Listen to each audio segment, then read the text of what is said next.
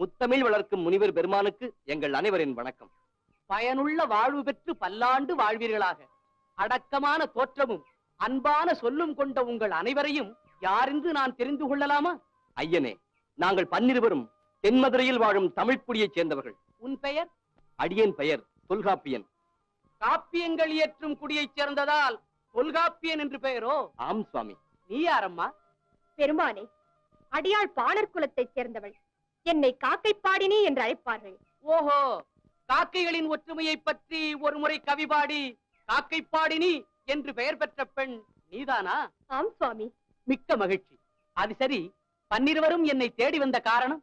நற்றமிழ் மேதையான தங்களிடம் நாங்கள் அனைவரும் சீடர்களாக இருக்க வேண்டும் என்று வந்திருக்கிறோம் ஐயனே. அருந்தமிழ் கற்க ஆசையோடு வந்திருக்கும் நீங்கள் தமிழை எதுவரையில் கற்றிருக்கிறீர்கள்? எண்ணத்தை கவியாக்கி பாடும் அளவிற்கு ஏதோ சிறிது கற்றிருக்கிறோம் ஐயனே. மிக்க மகிழ்ச்சி. தொல்காப்பியா, நீ செய்த கவிகளில் ஏதாவது ஒன்றை பாடு. வடவேங்கடம் தென்குமரி ஆயிடை தமிழ் கூறும் நல்லுலகில் கத்தும் கடல் பெரிதோ கன்னித் தமிழ் பெரிதோ உத்திரம் உரைத்திடுங்கள் என்போர்க்கு நித்தம் சிந்தை தெளிவிக்கும் செஞ்சொற் பொருளமைந்த செந்தமிழே மேலென்பேன் யான். தொல்காப்பியா, ஆசானிடம் பாடம் கேட்கும் மாணவர்கள் எப்படி இருக்க வேண்டும் என்ற இலக்கணத்தை சொல் பார்க்கலாம். ஐயனே, கல்வியை கண்ணுக்கு சமமாகவும் அந்த கல்வியை வழங்கும் ஆசானை கடவுளுக்கு சமமாகவும் மதிக்க வேண்டும். உங்கள் அனைவரையும் இன்று முதல் என் சீடர்களாக ஏற்றுக்கொள்கிறேன். நீங்களும் என்னிடம் கற்றதோடு நில்லாமல் அவரவர்கள் கற்பனையில் தோன்றும் நூல்களை தைரியமாக தாராளமாக செய்ய வேண்டும். அப்படி நீங்கள் செய்யும் ஒவ்வொரு நூலும் வருங்கால உலகில் தமிழுக்கு தலையாய நூலாக விளங்க வேண்டும் என்று என் மனப்பூர்வமாக வாழ்த்துகிறேன்.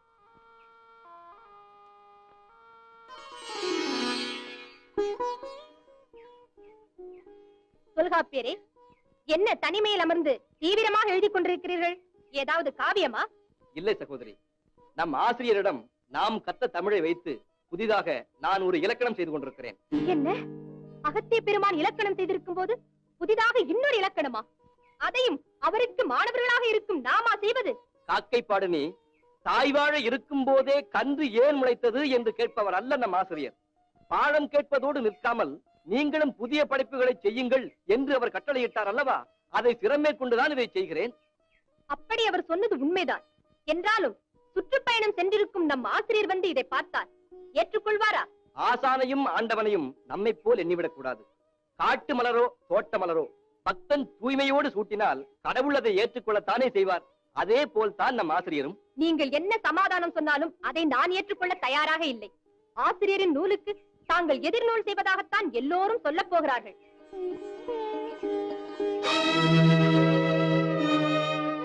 அகத்தியர் இலக்கணம் செய்திருக்கும் போது தொல்காப்பியன் மீது இலக்கணம் செய்கிறானா? போதுமே, இந்த ஒரு பிரச்சனையே போதும். இதை வைத்தே இன்று முழுவதும் சமாளித்து விடலாம்.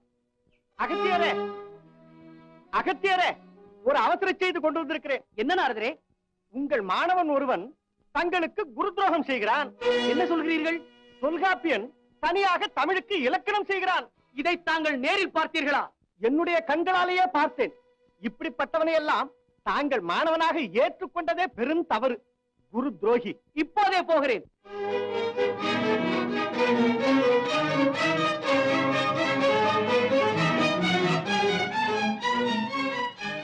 தொல்காப்பியா,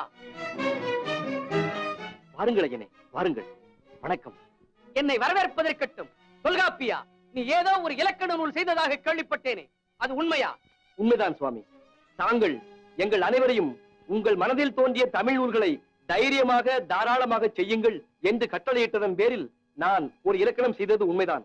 அதையும் தாங்கள் செய்த அகத்திய நூலை முதல் நூலாக கொண்டு வழிநூல் தான் செய்திருக்கிறேன். எங்கே அது? இதோ தங்கள் திருவடிகளில் சமர்ப்பிக்கிறேன். ஐயனே, சரியென்று பட்டால் ஏற்றுக்கொள்ளுங்கள். பிழையாக தோன்றினால் எளியேனை மன்னித்து இந்த ஏட்டிச் சுவடிகளை கிழித்து எறிந்து விடுங்கள்.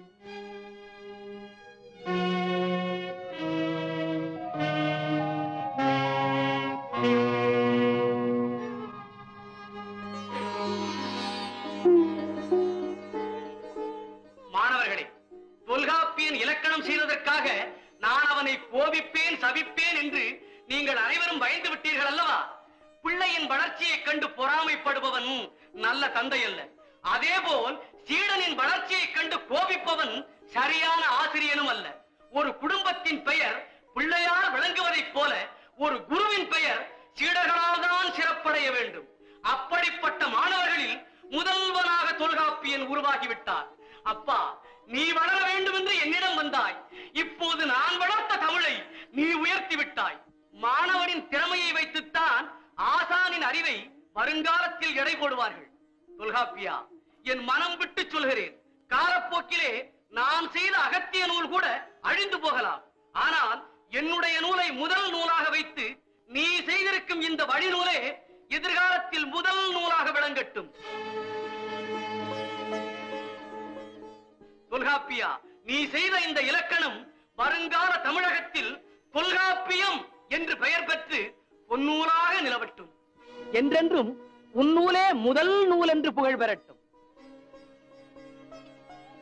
இந்த எளிய நூலையும் ஏற்றுக்கொண்ட தெய்வமே, இனி நான் எத்தனை பிறவிகள் எடுத்தாலும் தங்களுக்கே மாணவனாக வந்து தொண்டு செய்யும் வாய்ப்பினை பெற வேண்டும் என்று வாழ்த்துங்கள் சுவாமி.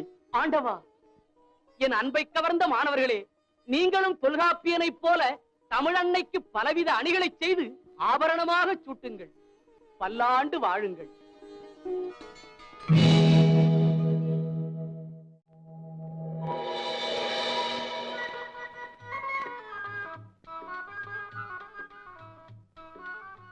நில்லுங்கள் சுவாமி. யாரப்பா நீ? என்ன வேண்டும் உனக்கு? நீங்கள் தானே அகத்திய முனிவர்? அப்படித்தான் சொல்வார்கள். அது சரி, நீ யாரப்பா? ஜீவராசிகளை மேய்ப்பவன். ஆடு மாடுகளை மேய்க்கும் சிறுவனா நீ? ஆம் சுவாமி. வந்த வேலை முடிந்ததும் அவைகளை பாதி தவறாமல் அழைத்து சென்று பட்டியில் அடைக்க வேண்டுமே, அது பெரிய பொறுப்பல்லவா?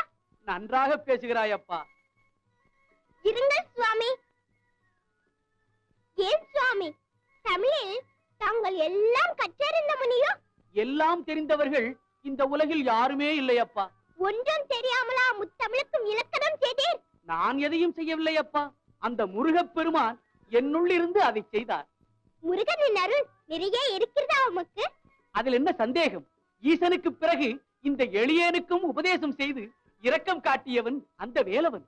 முருகனிடமே உபதேசம் பெற்ற தங்களிடம் சில கேள்விகளை கேட்கிறேன். உங்களால் பதில் சொல்ல முடியுமா? முடிந்த மட்டும் சொல்லுகிறேன் அப்பா. நானும் தெரிந்த வரையில் கேட்கிறேன். எனக்கும் புரிந்த வரையிலும் சொல்லுகிறேன். மண் பற்று, பெண் பற்று, பொன் பற்று, இந்த மூன்று பற்றை விட உலகத்தில் உயர்ந்த பற்று இன்னொன்று இருக்கிறது. அது என்ன பற்று? சொல்லுங்கள் பார்க்கலாம். எனக்கு தெரிந்த வரையில் தமிழ் பற்றுதான் தலை சிறந்த பற்று. இல்லவே இல்லை. தமிழ் பற்றை விட தாய் பற்றுதான் உயர்வானது. அப்பா, நான் தமிழையே தாயாக கருதுபவன். அது வேறு இது வேறு என்று நினைப்பவன் அல்ல. பாவம், உமக்கு தாயே இல்லை. அதனால் தமிழையே உயர்வென்று கருதி கொண்டிருக்கிறேன். தாயும் இருந்து தமிழை ஊட்டியிருந்தால் பெற்றவளின் அருமை புரிந்திருக்கும்.